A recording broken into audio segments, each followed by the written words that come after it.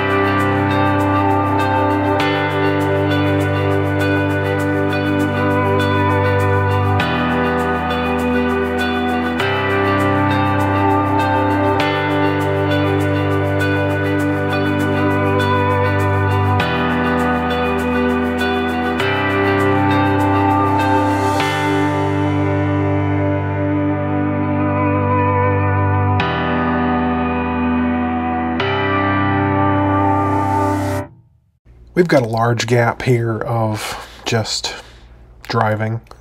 and we're not even into the national park yet. So rather than just filling the gap with music, I thought maybe I would come talk and tell you some stories. So Salt Lake City was very populated, and I said in the last video that I wasn't really impressed with like pay to park everywhere and all this, but we did go to a mall, and we tried the Cheesecake Factory. First time ever trying the Cheesecake Factory, by the way. And the parking was free, and I did not expect that. So I was surprised by that, but everywhere else, pretty much they wanted you to pay for parking. We took one day and rode to the Salt Lake National Park or State Park. We took a wrong turn and we ended up in a really sketchy looking neighborhood, and we were getting looks like, you don't belong here. And it was like, geez. So we finally found our way back to the state park, and we were going to go to the visitor center, see if they had maybe, some, like a gift shop or something. Because that's sort of what we do. Everywhere we go, we try to buy a magnet to say we were there. You know what? I don't think we got one for Salt Lake City now that I think about it. Anyway, so we pull up to this state park, and they're like, yeah, it's $5 to park. And I was like, to go to the gift shop? Like, we'll be here 5 minutes. We're going to go to the gift shop where we're going to spend money, and we have to pay $5 to park. So we opted not to do that, and we made a U-turn and we left. Because there really was nothing there. I mean, it's not like a national park where you can go in and drive and look and things to see. It's a big lake, and there was a gift shop and maybe a boat ramp. We didn't have a boat, so that made no sense. So yeah, we opted not to do that. We went to Idaho Falls, and I showed you the Potato Museum. And in Idaho Falls, it was very expensive to stay the night. I think it was $530 per night. And we really wanted to spend a couple of nights in Idaho Falls and kind of, take our time with Yellowstone. But at that price, it was not worth it. And same with Bozeman, kind of the same deal. I think it was $400 and something for the night. So we opted not to stay in Bozeman very long either. So both of those were just overnight, stay, sleep, leave. But we did sightsee while we were there. We went through Yellowstone, which is coming up. You'll see that later on in the video. And yeah, so just kind of give you guys some ideas. We really wanted to do more in Idaho, but the cost was just so far too high that we couldn't justify staying there longer than a day.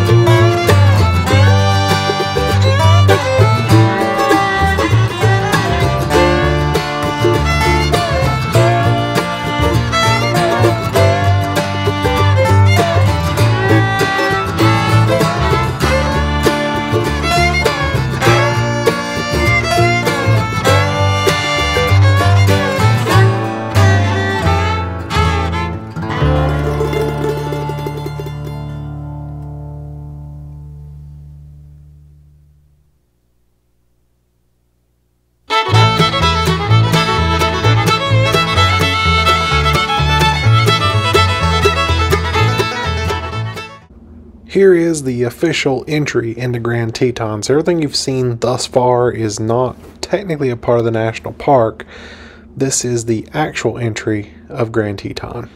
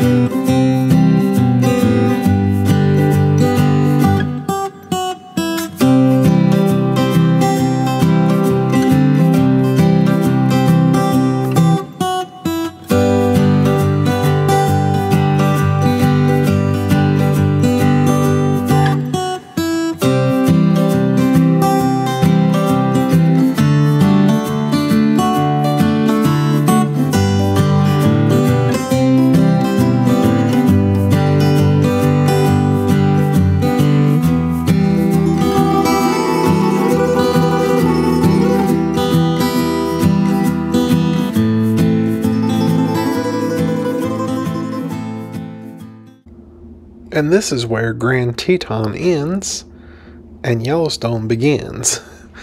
Like I say, there's no way out. You either turn around and go back out Grand Teton or you pay to get in Yellowstone. I thought it was pretty interesting. But Yellowstone has some really good views. As you can see, my mom's trying to catch the river down here, which we just never could quite get. There it is a little.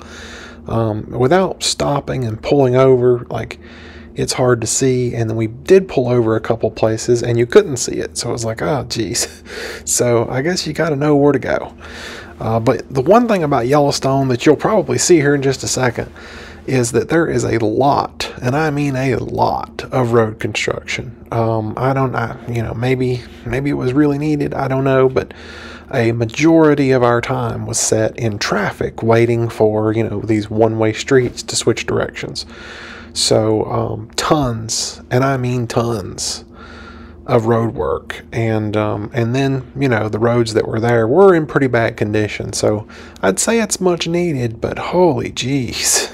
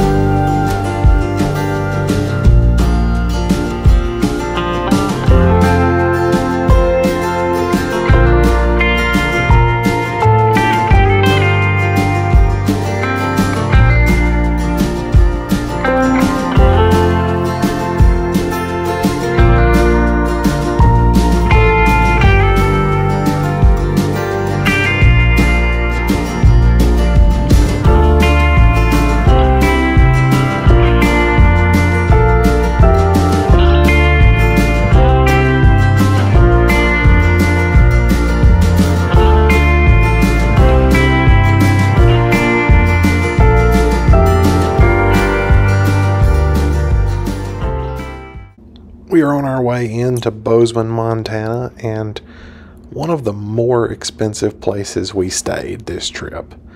But honestly, it was pretty nice. The hotel was pretty nice. Great views. We had a little bit of rain, but it wasn't that big of a deal. So this is the drive going into Montana.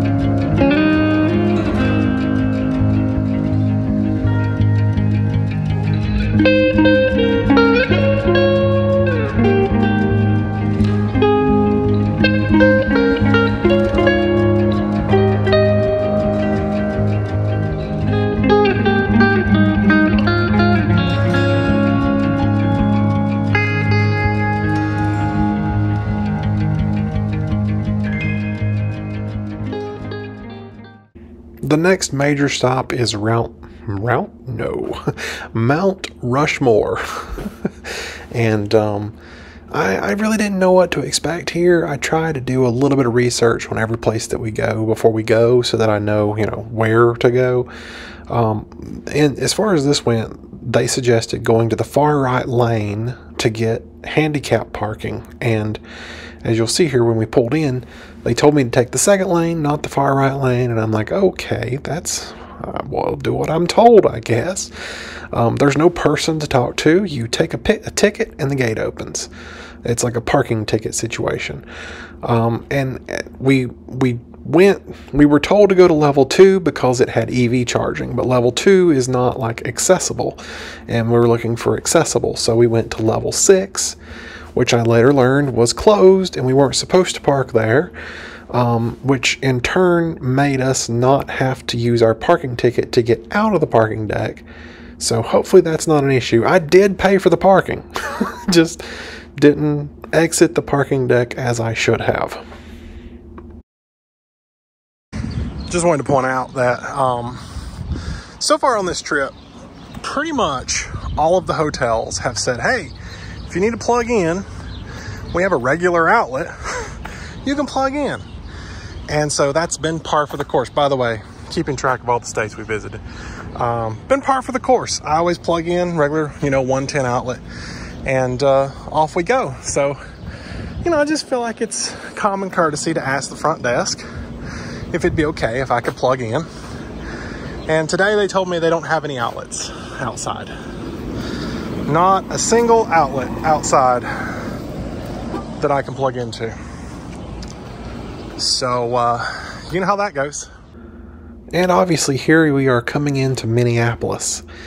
My friend Kyle lives just north of Minneapolis, so I told him that I would make it a point to come to Minneapolis and spend a couple of days, hang out with him, which was a great time. And I did not take any pictures at all.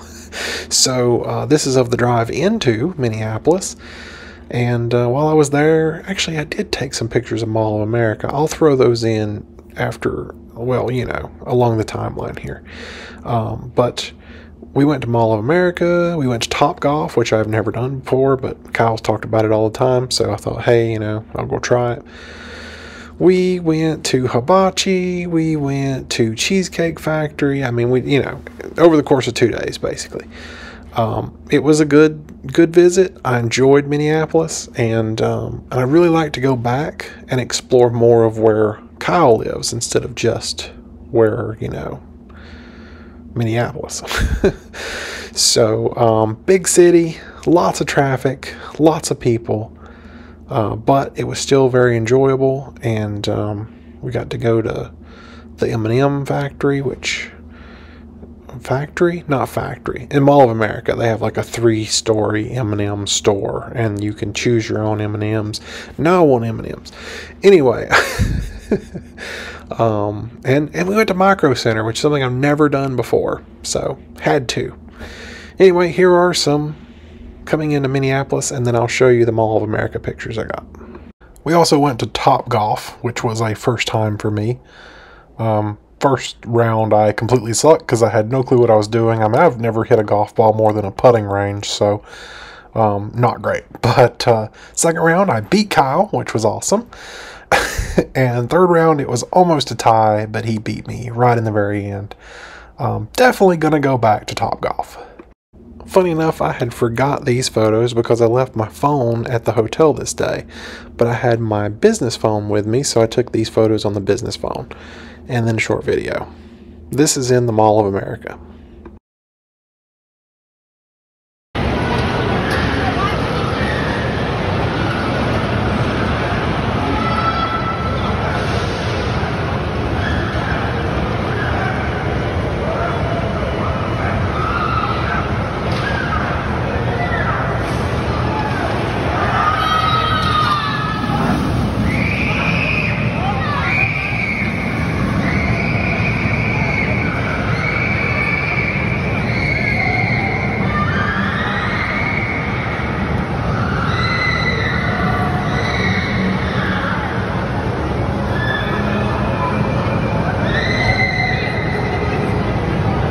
So we leave you this week in Minneapolis, and as of making this video, I'm already in Indiana, and there's not a lot happened since then.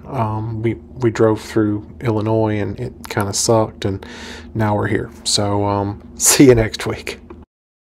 For those who stuck around to the end, this is the first ever limited trim Super Duty to be delivered for 2023. So they are being built now, and we're getting closer and closer to my new truck.